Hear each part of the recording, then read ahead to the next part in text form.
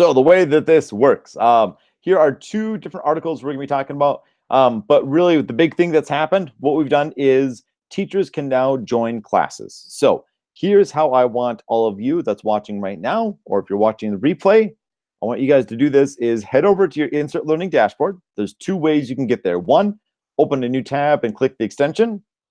Or if you go to insertlearning.com and click on sign in, that will also take you directly to your dashboard. All right, so once you're on the dashboard, you're in your lessons page, when you click on classes, and what you're going to be doing is you'll click on the plus, and now you can enroll in a class. And this is something that we've added so that teachers can enroll in the classes, and it's not just students. It's a really small thing, but this is going to have a huge impact because now what you can do is you can join our global PLC group, which we're going to be adding in new lessons, new articles each week, and kind of building community around that. But you can also then share out stuff with other teachers. So it kind of takes all the things that you love about Insert Learning, and now we're taking that into professional development to make that much more informative and interactive for everybody at your school. It's going to be great. And if you are a tech integration person, this is a really easy way to introduce teachers to Insert Learning without asking them to also create a lesson on top of learning a new tool. So it's a real nice, easy way to work them into it. All right, so you can click on plus, enroll in the class. And the code that you're going to use is this one. This is for our global PLC, YZ73. I'm going to paste this over into our chat. Hey, Tamara, thank you for joining. All right, so there is our code for tonight.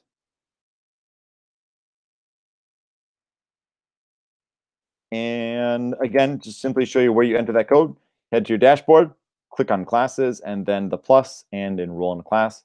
Enter the code, and you are good to go. What you'll then see is over here, you're going to see a whole collection of different lessons, and you'll notice they'll look different because there's going to be, instead of a sign, it's going to have a little button of what is like mark is done, I think, and it's an orange button. All right, so going through and kind of explaining how some of these things work. All right, so this is one that I did. I was on Twitter, and Jennifer Gonzalez posts this, a link to an article called Frickin' Packet, so it's a great title. Anyways, I guess grabbed my attention. And there's this really cool, great discussion going on in the comments section. So I was like, hey, like this is really great. And so I kind of started reading through it, and I watched this video. I'd never seen the video before. I was like, this would make like a great lesson with Insert Learning for teachers. So what I did is I loaded Insert Learning. So what I signed up for our class, go to the frickin' worksheets lesson, and you will see that in your dashboard. But you can also, what I'm going to do is I'm going to paste it over here for our first one, right? So that's our first one for tonight. I think that one should take you to it. So once you've already signed up for the class, then you'll see it on there, right? So it's a couple of different things I did. And I think I showed this one off one of the previous ones. I don't know, I can't remember. Literally 1 year's worth of paper that my students were doing at the alternative school that I was teaching at, and it was paper packets. It was a lot of busy work, I'll be honest, that we had students do.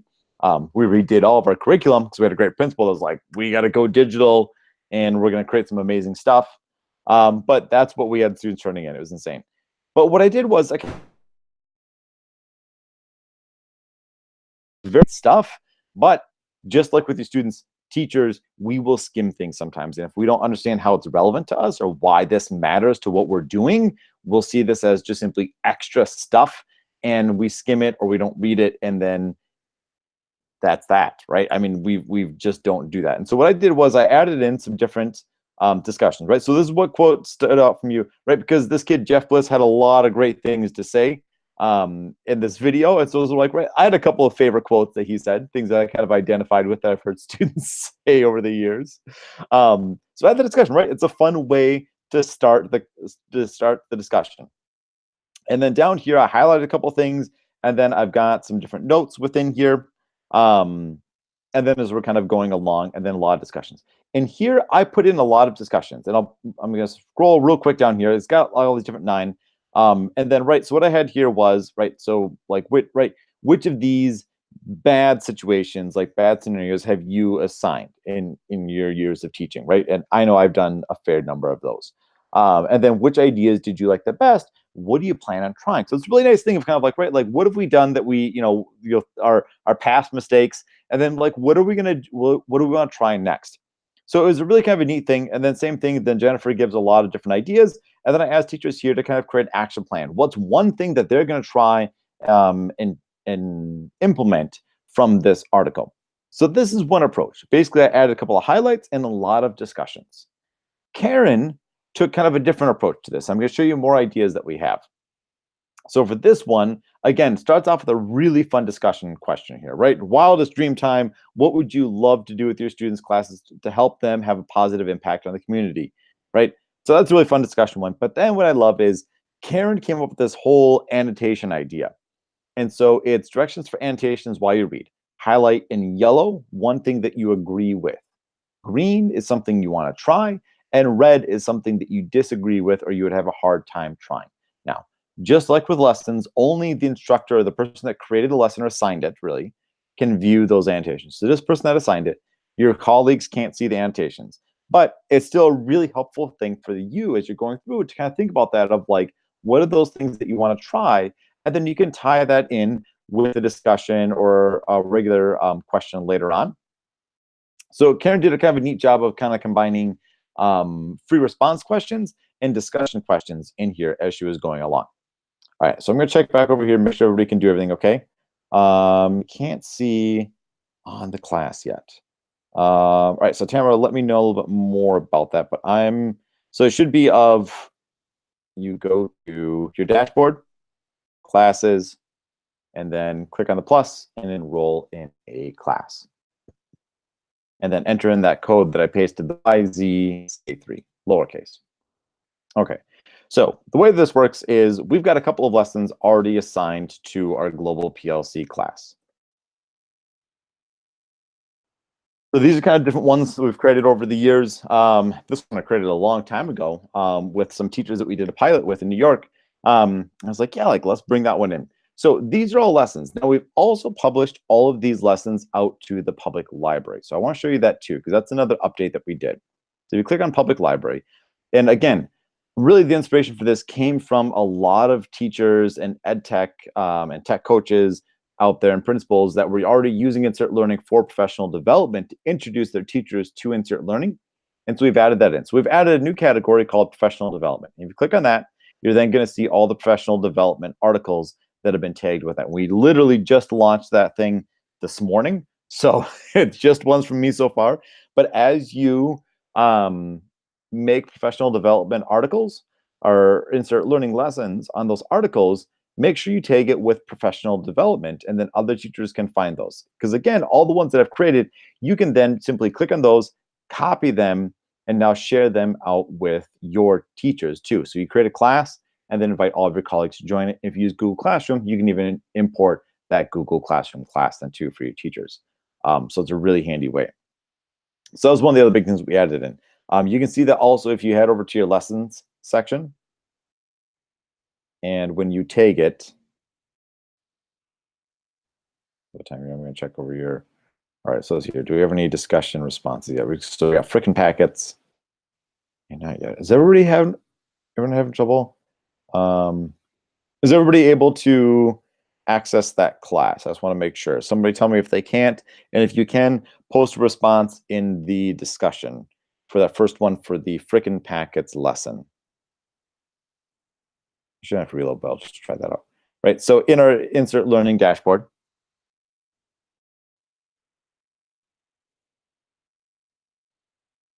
the way that you can also tag them is when you click on the little ellipses and then share, you want to list it to publicly list it. I'm going to go to edit info. And then you just simply click on that new category, that new subject area of professional development. You can click the grade level too. You can add in different tags down there. And then as long as you got this checked of list in public library, then other people can find it and then copy it and share that out with their teachers. Check back over here. Got it, was not in lessons. Oh, it wasn't. All right. but I'm taking that means that you can see the lesson now, but it just didn't show up in your lessons page. Huh. All right.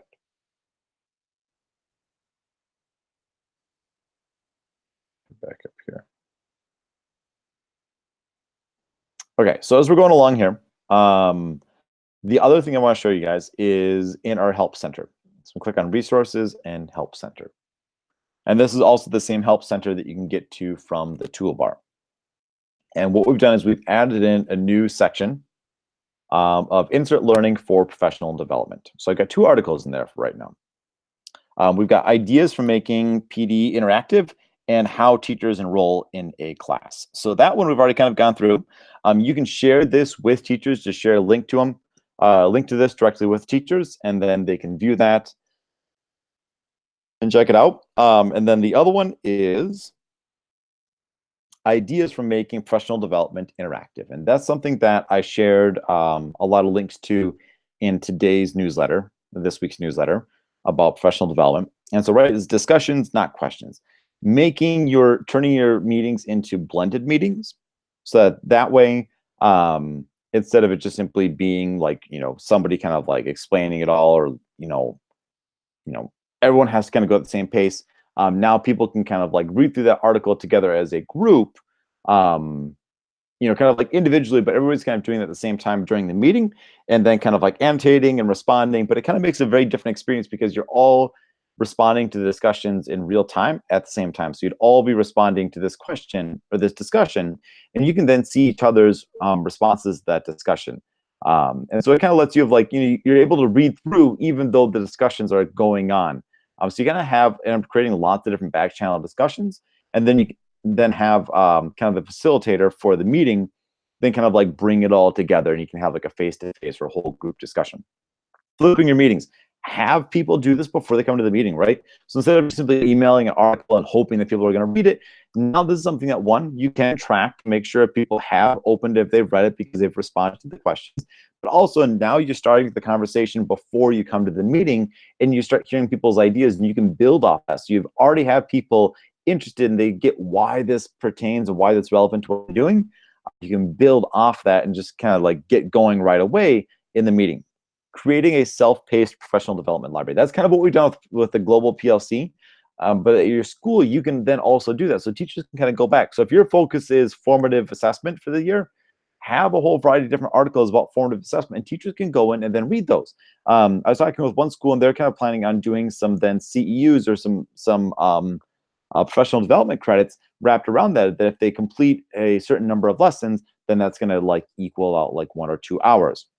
Annotating for professional development. So those same things that Karen did, I put those instructions there so you can copy and paste them. And then also focus PLCs, right? So what you can do is now you can have a PLC for your whole district, or just for your department, or just simply for a group of like go-getter teachers that you talk with every day, right? So you can create a PLC kind of wrapped, with Insert Learning, just no matter what the size is.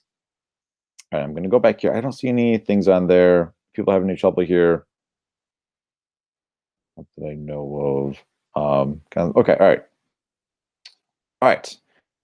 So the last thing that I was going to share with everybody, and these are one of the things that we want feedback from. So this is kind of one of our planning documents. So this is a lot of the different sources for professional development articles that we're going to be working from. And we would like to kind of hear from you guys, what are more things that you want to find? And I'm going to be adding this to the Help Center. So these are some of the lessons already that we've created. You can click on that link, preview it, and then copy it. These are different blogs. So from organizations, so like NPR Education, Edutopia, EdSurge, a lot of really great ones. And then also individual bloggers that are creating some really good stuff. And we're also going to be breaking them up by topics as well as we go along. And we'll be putting these in as custom tags, like growth mindset, or if you're doing formative assessment, or PBIS kind of things. We'll be adding those in tags on there. Now, again, as you're going through, if you end up creating a lesson that's really great, so we're going to do that right now. We're going to go to, let's go with KQED Mindshift.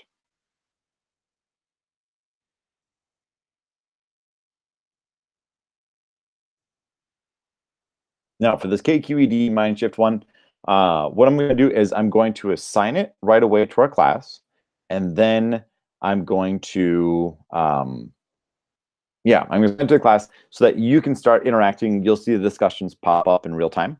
And I realize we're already starting to go over a little bit here. We had kind of a rocky start with no audio. So hopefully this is going to work out. So KQED, Mindshift, if you're not familiar with it, they've really moved a lot to professional development. All right, let's go with this one. 5 ways to sustain school change through pushback, struggle, and fatigue. I think, like, right, if you're watching this webinar, you're probably like always ahead of the curve. So you probably are always like pushing new things. You're a real like changer. I missed the word right now. Whatever. All right, I'm gonna drop that. Okay. So I'm gonna do is I'm gonna load and insert learning. My internet's going slow. All right. And what I'm going to do is right away, I'm just simply going to assign this to our class. So global PLC. And I'll close that. And now people.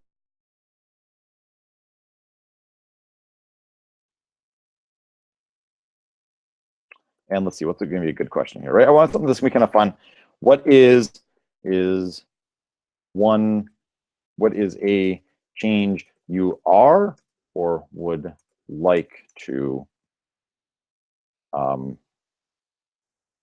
introduce at your school? All right, that's a fun discussion one, right? All right, so I'm going to reload it because when you create a lesson the first time, you do have to reload it before it kind of does like a whole live syncing with the discussions and stuff. So if you are watching the webinar right now, what I want you to do is you'll see in your lessons page now, you might have to reload it. You see in your lessons, and you'll see this new one of 5 ways to sustain school change. And what I'd like you to do is just go ahead and put in a response for that one at the beginning. If you type something you didn't want it later on, I can mute that one out for you if you want. Brian, like what's the change that you would like to really kind of push for? Maybe it's just more maker spaces. Maybe it's, oh, Craig's already in there. All right, Craig, move to a more PBL learning style. I love that, man. PBL, yeah, I hear you. I love PBL. I don't know how to implement. It's like my 12th year teaching. I don't know how to do PBL really well. I got to learn that, Craig. I'm going to come join your school, Craig. All right. Move away from grades, more focused discussions. Person, yes, I absolutely.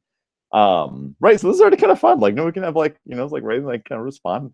All right. So as we're going along, I'm going to start adding in a couple of different things. So people can also be highlighting things as they're going along.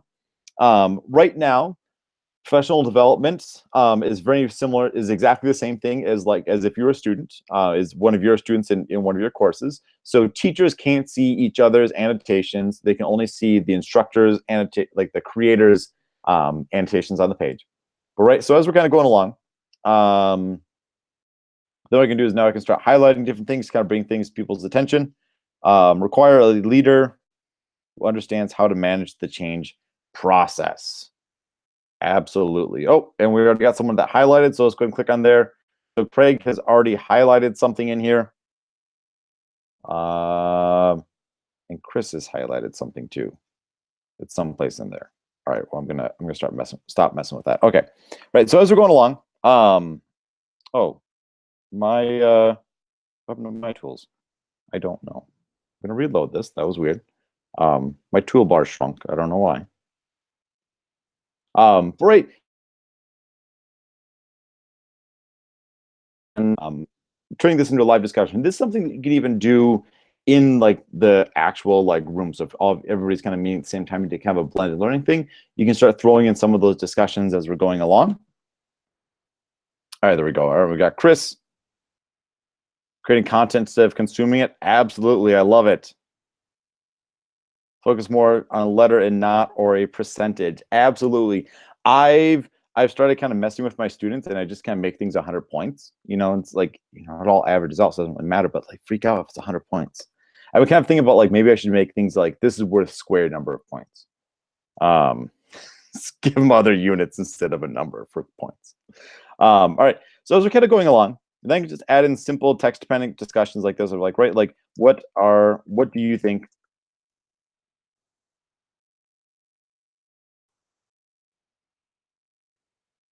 Right.